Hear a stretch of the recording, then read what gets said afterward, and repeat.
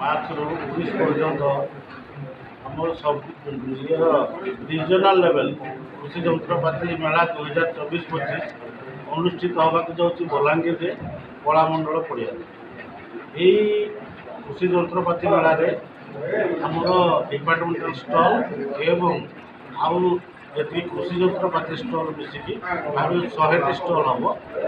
100ଟି stall ଭିତରୁ ଆମ ଡିପାର୍ଟମେଣ୍ଟରେ ଯେତିକି ରହିଲେ ତାଙ୍କର ଯେତିକି ଲାଇନ୍ ଡିପାର୍ଟମେଣ୍ଟ ରହିଲେ ହର୍ଟିକଲଚର, ଆମର ଫିସରୀ, ଭେଟନାରୀ ସିଏ ମଧ୍ୟ ରହିବେ ଏବଂ କୃଷିର ଯେତେ ଫଳଠୁ ଧାନ କାଟିବା ପର୍ଯ୍ୟନ୍ତ ଏବଂ ଗାର୍ଡେନ୍ ପାଇଁ, ହର୍ଟିକଲଚର ପାଇଁ, ଫିସରୀ ପାଇଁ ସବୁ ଯନ୍ତ୍ରପାତି ଇଭିନ୍ ଭେଟନାରୀର ଯେଉଁ ଯନ୍ତ୍ରପାତି ଲାଗିବ ତାହା ମଧ୍ୟ ଆମେ ଡିସପ୍ଲେ କରିବୁ।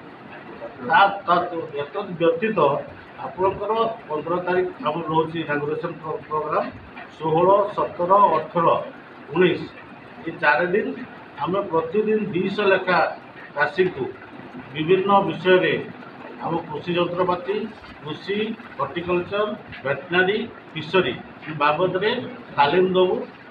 ଯେମିତି ସେ ଉନ୍ନତ ମାନର ଚାଷ କରିବେ, ଚାଷ, ମାଛ ଚାଷ, ହର୍ଟିକଲଚର ସବୁ କରିବେ। ବିଭିନ୍ନ ବୈଜ୍ଞାନିକମାନେ ଆମ ଆସିବେ, ସେ ତାକୁ ବୁଝେଇବେ ଏବଂ ସେଥିରେ ସମସ୍ତେ ଯୋଗ ଦେବେ। ସାର୍ କେତୋଟି